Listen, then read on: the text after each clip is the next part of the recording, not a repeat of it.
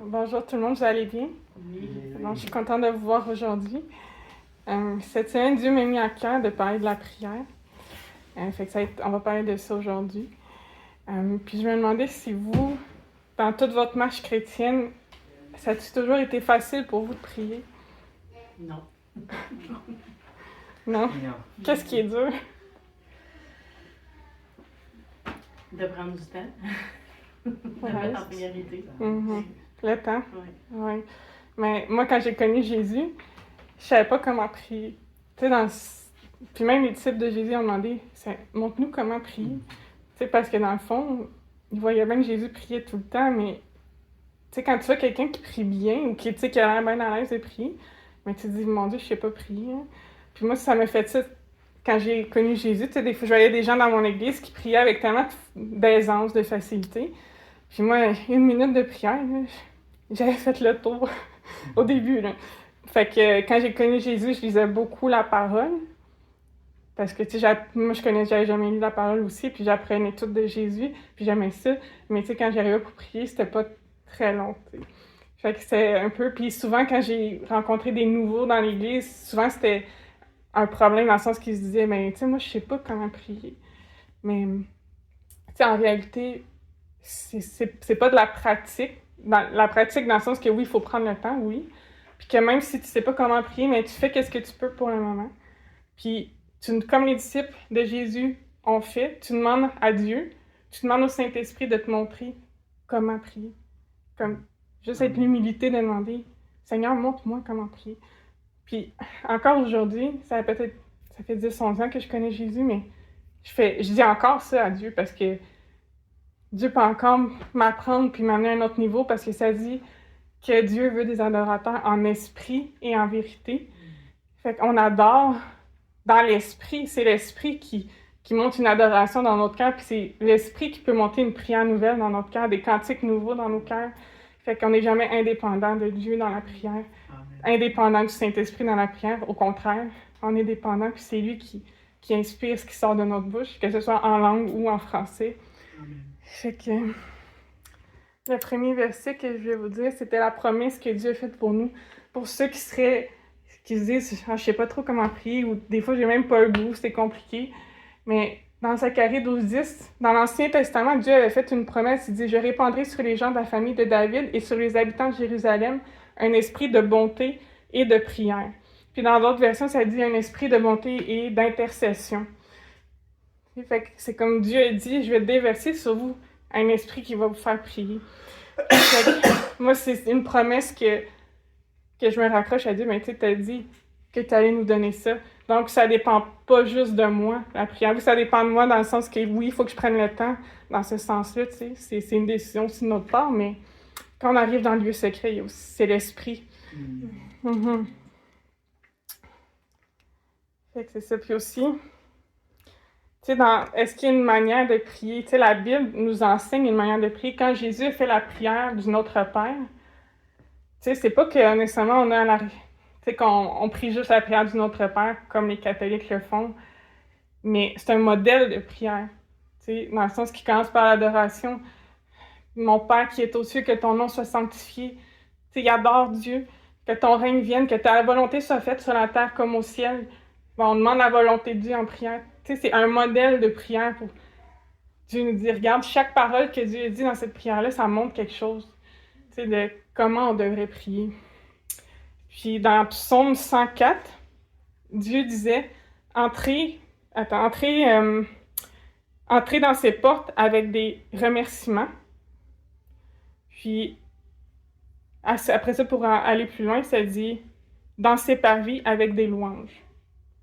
Fait que, tu sais, pour entrer dans la présence de Dieu, entrer dans ses portes avec des remerciements.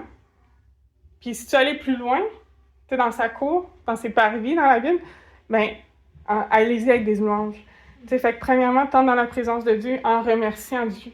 Tu sais, si tu sais pas quoi dire, tu dis que je veux prier aujourd'hui, tu sais, je sais pas d'inspiration, juste remercie Dieu. Commence à remercier Dieu. Tu sais, puis remercier Dieu. Quand on remercie Dieu pour qu'est-ce qu'il a fait dans nos vies.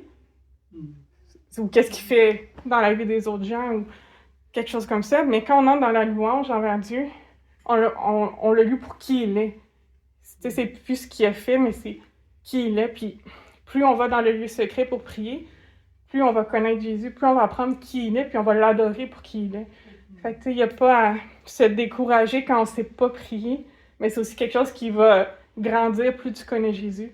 Plus ça va être facile de l'adorer, puis de le remercier parce que tu vas expérimenter sa puissance, sa grandeur, ses bénédictions. Fait que, il y a une louange qui va sortir facilement, il y a des remerciements qui vont sortir facilement à un moment donné. Fait qu'il faut juste être fidèle dans le lieu secret. Mm-hmm. Puis Dieu ne nous a pas laissés seuls, il nous a envoyé son Saint-Esprit. Puis la parole dit, oui, l'Esprit Saint prie comme Dieu le veut pour ceux qui lui appartiennent.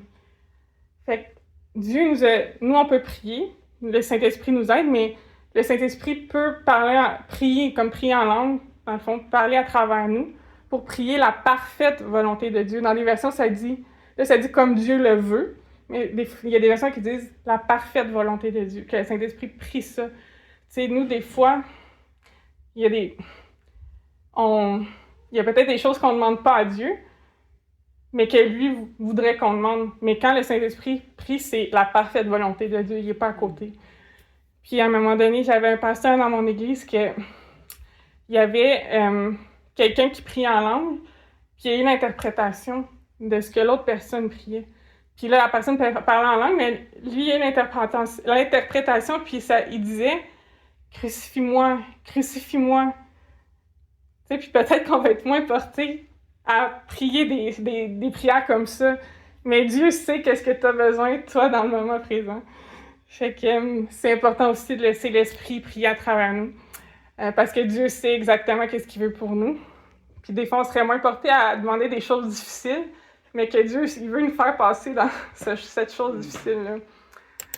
Puis aussi, en plus du Saint-Esprit, ça dit que Christ est mort. Bien plus, il est ressuscité, il est à la droite de Dieu et il intercède pour nous, encore aujourd'hui.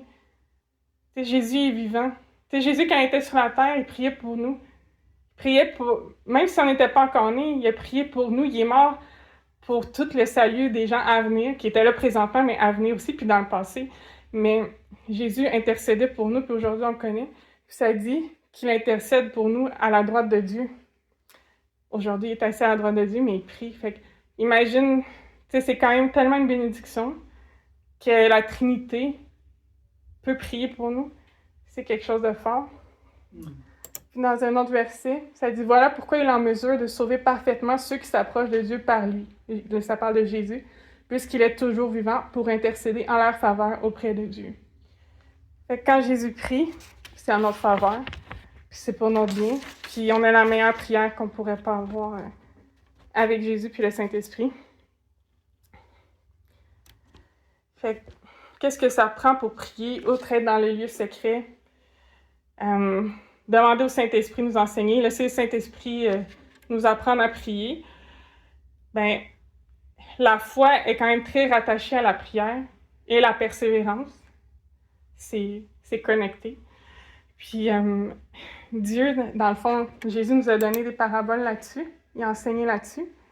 C'est dans Luc 11, 5, 9, Jésus disait, puis il ajouta, supposez que l'un de vous ait un ami, et qu'il aille le réveiller en pleine nuit pour lui dire « Mon ami, prête-moi 3 pains, car un de mes amis qui est en voyage vient d'arriver chez moi et je n'ai rien à lui offrir. » Supposons que l'autre, de l'intérieur de la maison, lui réponde « Laisse-moi tranquille, ne me dérange pas, ma porte est fermée, mes enfants et moi nous sommes couchés. Je ne peux pas me lever pour te les donner. » Jésus dit « Je vous assure que même s'il ne se lève pas pour lui donner ses pains par amitié pour lui, il se lèvera pour ne pas manquer à l'honneur et il lui donnera tout ce dont il a besoin. » Fait que, il disait même un ami qui n'est pas Dieu, peut-être parce que tu insistes, il va finir par te donner ce qu'il veut. Mais Dieu qui t'aime, encore plus. Puis, ainsi, moi, je vous le dis, demandez et vous recevrez, cherchez et vous trouverez, frappez et l'on vous ouvrira. Car celui qui demande reçoit, celui qui cherche trouve, et l'on ouvre à celui qui frappe. Puis, il y a des versions en anglais qui disent « Continuez à demander et vous recevrez. Cherchez et continuez à chercher et vous trouverez. Frappez et continuez à frapper. » Tu sais. On va peut-être pas demander une fois, on va peut-être pas frapper une fois, mais ça parle de persévérance. Puis il y a aussi la parabole du juge inique, puis de la veuve, que Jésus a parlé, pour nous montrer qu'il faut toujours prier et ne point se relâcher. Il dit, il y avait une ville, ok, je pense que je l'ai écrit, il y avait une veuve, il y avait dans une ville un juge qui ne craignait point Dieu et qui n'avait d'égard pour personne. Il y avait aussi dans cette ville une veuve qui venait lui dire, fais-moi justice de ma partie adverse. Pendant longtemps, il refusa. Mais ensuite, il dit en lui-même, quoique je ne craigne point Dieu et que je n'ai d'égard pour personne, néanmoins, parce que cette veuve m'importune, je lui ferai justice, afin qu'elle ne vienne pas sans cesse me rompre la tête. Le Seigneur ajouta, entendez ce que le dit le juge inique. Et Dieu ne fera-t-il pas justice à ses élus qui crient à lui jour et nuit, et tardera-t-il à leur égard? Je vous le dis, il leur fera promptement justice. Mais quand le Fils de l'homme viendra, trouvera-t-il la foi sur la terre? Puis il y a des versions qui disent la foi persévérante sur la terre. On sait que Jésus revient, puis on sait qu'on l'attend, puis on veut qu'il revienne. Mais tu sais, moi, quand j'avais eu ça, je m'étais dit, ouais, quand Jésus va revenir, est-ce qu'il va trouver la foi persévérante en moi? Que même, tu sais, s'il y a peut-être des choses quand il revient que j'ai pas vu s'accomplir de mes yeux, mais que j'étais encore en train de demander à Dieu, encore en train de chercher Dieu pour ces choses-là. Parce que on peut pas plaire à Dieu sans la foi. Mais des fois, en tant qu'humain, tout humain peut se décourager. C'est humain, mais quand on arrive là, il faut demander à Dieu de nous relever pour rentrer dans cette attitude de foi encore. Puis dans les dernières années, quand j'ai été beaucoup malade, puis que là, c'est l'inconnu devant toi, tu sais pas quand tu vas être guéri, tu sais pas si... Tu sais pas, tu sais, mais tu sais la parole de Dieu. Fait que je réclamais la parole de Dieu, la promesse que Dieu donne dans sa parole, que par ses meurtrissures, je suis guérie. Mais c'est dur d'être malade. Puis, à un moment donné, je sais pas si c'était en 2021-2022, mais en 2021, le Seigneur a donné une parole qui m'a dit que j'allais être guérie bientôt. Le mot bientôt. Mais moi, à un moment donné, je trouvais pas que le bientôt arrivait. je trouvais que c'était long, puis j'étais un peu désespérée, découragée. Puis pendant quelques jours, je priais à Dieu plus en me plaignant qu'en remerciant ou en louant ou en déclarant sa parole. Mais j'étais plus comme, Seigneur, quand tu vas me guérir? Là, t'as dit que t'allais me guérir. Là, je parlais comme ça. Puis après quelques jours, le Seigneur m'a dit, loue-moi, adore-moi. Je me suis fait corriger par Dieu. Fait que là, je m'excuse. Mais là, puis là, j'ai corrigé mon attitude, puis j'ai dit, Seigneur, merci de ce que tu m'as guéri. Merci de ce que tu es là. Merci de ce que tu penses à moi, de ce que tu accomplis ta parole. Puis ça, tu pourrais dire que Dieu a pitié de moi, puis qu'il va me dire, pauvre toi, là. Mais c'est pas ça qu'il m'a dit, il m'a dit, adore-moi. Puis ça change tout parce que quand je suis retournée dans l'adoration, quand j'ai changé d'attitude, ben ça a tout changé aussi. Ça donne plus de courage, plus de foi, plus de persévérance que de rentrer dans ça. Mais c'est humain, ça peut arriver à tout le monde pour n'importe quel sujet. Mais louer Dieu, ça fait toute une différence à l'intérieur de nous. Mm-hmm. Ouais. Puis Dieu dit, c'est là qu'il dit, Dieu, si le juge inique, le juge qui est injuste, qui est méchant, a voulu faire justice à la veuve, parce qu'elle, elle a persévéré, elle est allée la chialer, ben, Dieu veut qu'on ait cette même attitude envers lui. Je ne dois pas retenir ma prière devant Dieu. On ne doit pas être gêné devant Dieu, dire genre, je ne veux pas la chialer avec ça. Tu sais, Dieu va se glorifier dans nos demandes. T'sais, Dieu veut qu'on ait la foi, Dieu veut qu'on espère en lui, Dieu veut qu'on sache qu'il va agir quand on prie. C'est pas juste qu'on sait que la promesse est là, mais qu'on pense qu'il va agir. Fait qu'on ne doit pas être gêné de demander. Parce que chaque réponse est pour la gloire de Dieu. Tout est pour la gloire de Dieu. Puis,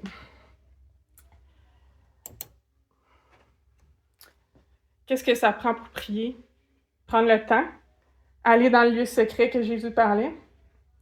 Ça demande de se mettre à part des autres pour prier. Puis des fois, c'est là qu'on manque, parce que ça prend du temps, ça prend de l'intentionnalité. Si on n'est pas intentionnel, je pense qu'on peut facilement passer à côté de la prière, de lire la Bible, tout ça. Puis dans Exode 33:7, ça dit « Quand les Israélites installent leur camp, quand ils étaient dans le désert avec Moïse, Moïse prend la tente sacrée et l'adresse en dehors du camp, assez loin.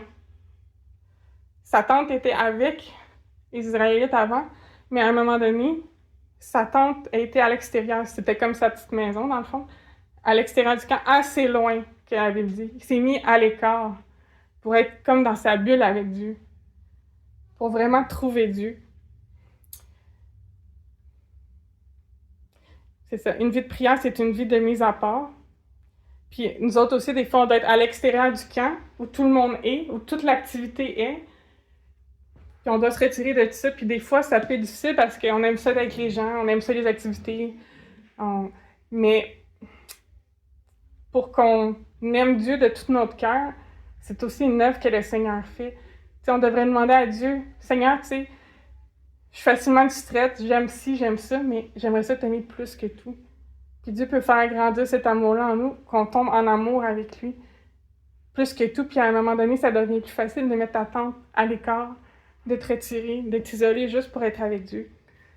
Puis ça vaut la peine, parce que juste quelques versets plus loin, ça dit, dans 4 versets plus loin, « Le Seigneur parle avec Moïse face à face, comme un homme parle avec un autre homme. » T'sais.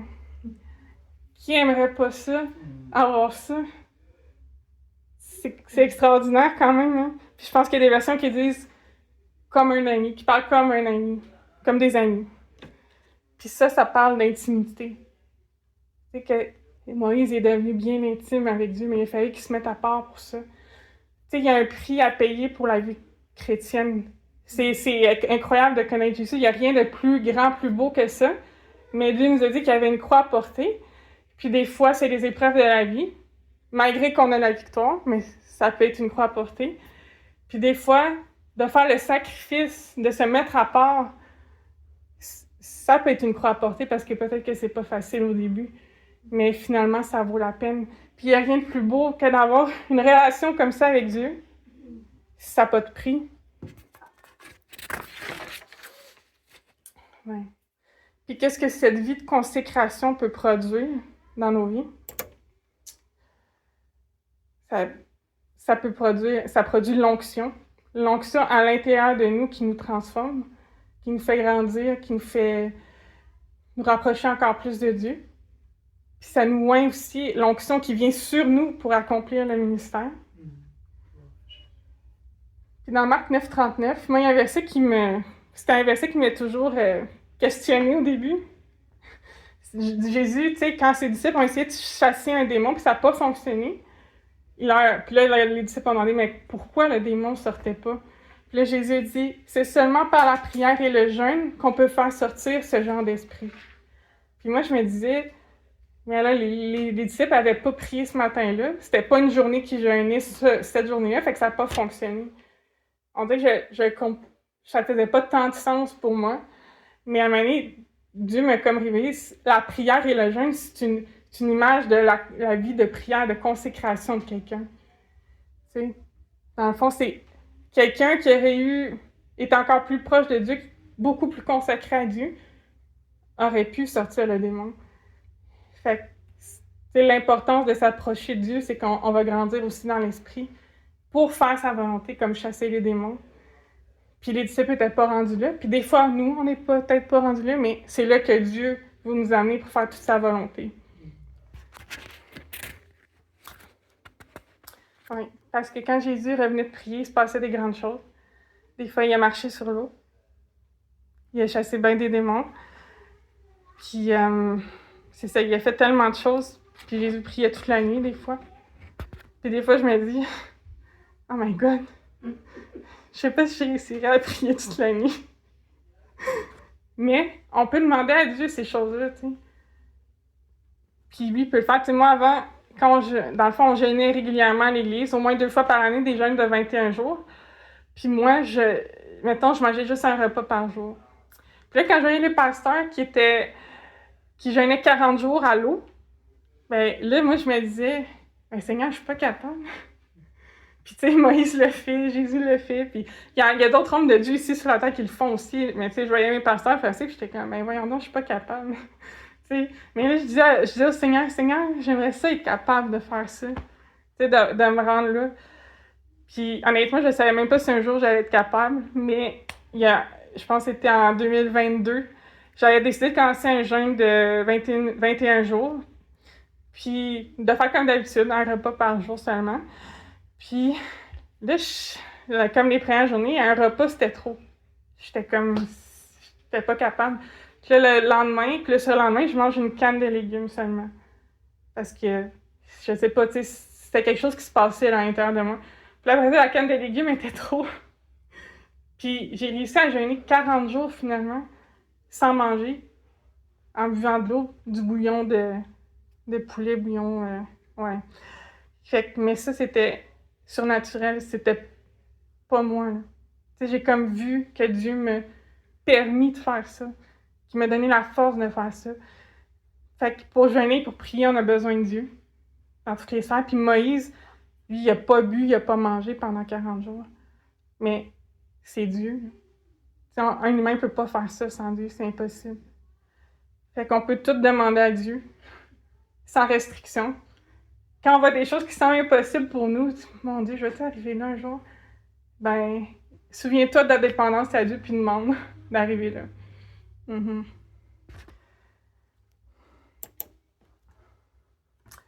Fait que Jésus nous demande, dans Matthieu 26, 41, « Restez éveillés et priez pour pouvoir résister quand l'esprit du mal vous tentera. Vous désirez faire le bien, mais vous n'avez pas la force de résister au mal. » Comme il nous dit, restez éveillés, alerte et priez. Pourquoi? Pour pouvoir résister quand l'esprit du mal va vous tenter. Fait que Jésus nous dit, la prière constante dans ma vie va être capable de me rendre plus forte devant l'ennemi. Tu sais, pour pouvoir résister. Parce que, tu sais, oui, tu as des bonnes intentions. On a toutes des bonnes intentions, mais vous n'avez pas la force.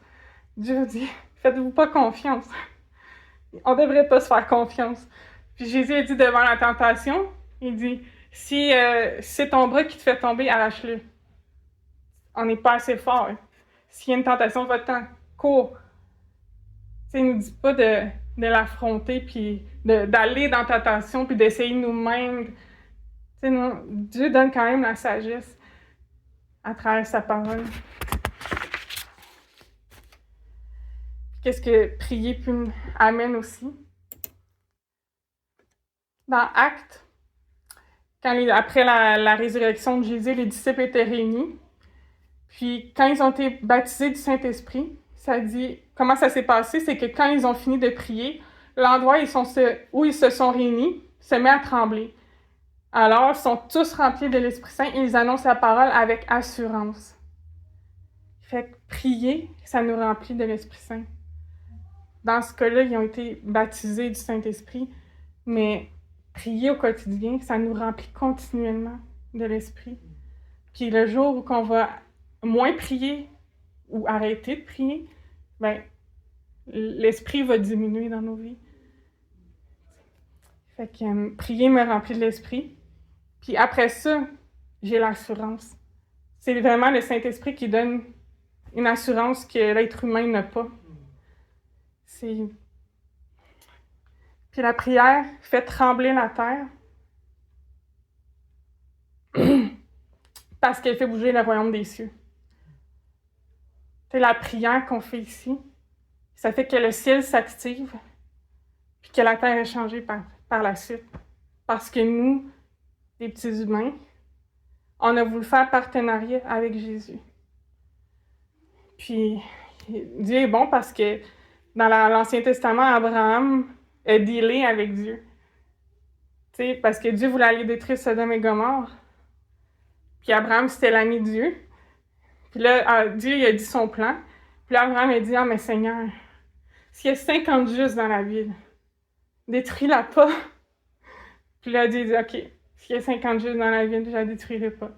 Puis là, Abraham a dit, ouais, mais Seigneur, toi qui es bon. Il a continué d'y aller jusqu'à 10. S'il y a 10 justes dans la ville, tu vas pas la détruire. Puis Dieu dit, OK, je vais pas la détruire, mais qui on est pour que Dieu négocie comme ça avec nous, c'est quelque chose. Mais Dieu nous donne ça, on l'a gratuitement. Puis c'est pour ça qu'on ne doit pas se gêner devant Dieu. Mais négocier avec Dieu. Puis négocier avec Dieu, pas pour des choses qui sont hors de sa volonté, mais Seigneur, parce qu'Abraham dit, toi qui es bon, tu rappelles à Dieu qui il est. Tu rappelles à Dieu la volonté de Dieu. Non, Seigneur, c'est pas ta volonté qui meurt. Puis Dieu a écouté. Mais il n'y avait même pas 10 justes dans la ville. C'est quelque chose, là. Jésus a appelé la maison de son Père une maison de prière. Fait qu'on devrait d'autant plus prier dans l'Église que faire des réunions stratégiques. C'est comment comment les gens vont venir, comment les gens vont s'intéresser, là, qu'est-ce qu'il faut on devrait d'autant plus faire de l'adoration, de la prière dans l'Église que des réunions pour essayer d'attirer les gens. Parce que c'est le Saint-Esprit la vraie attraction. C'est Jésus la vraie attraction d'une Église. Mm-hmm.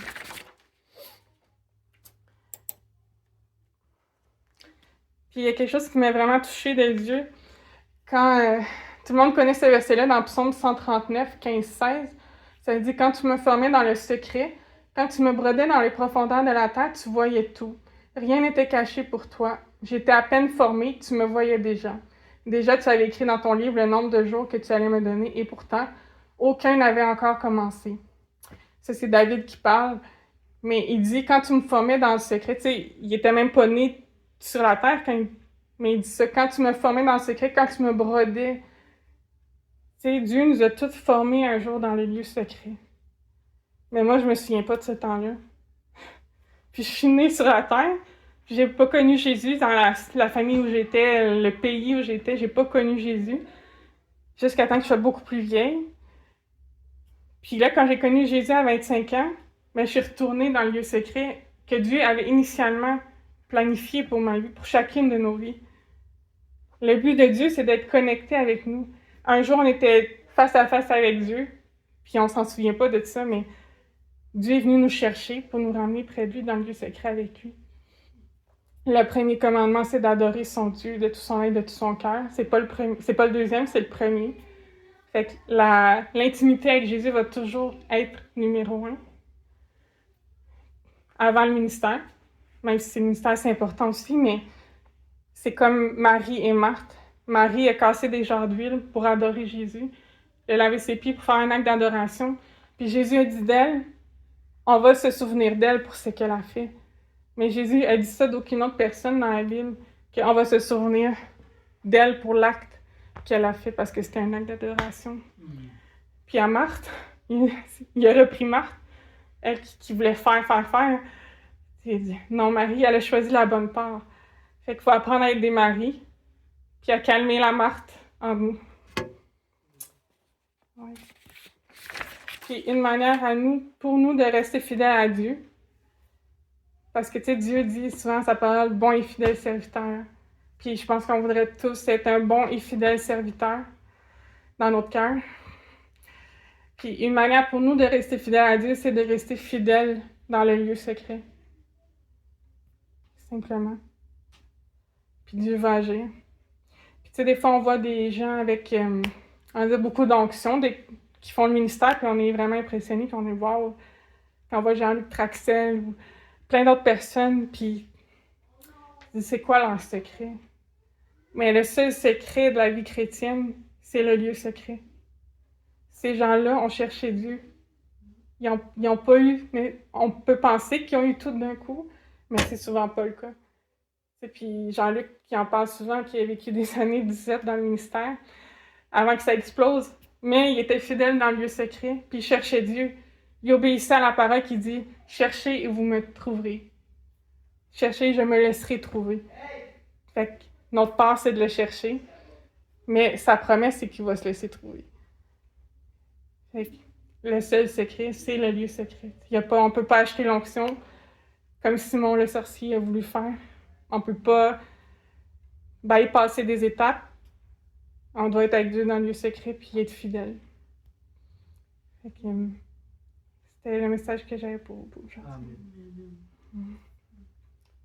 Fait que je vais juste prier.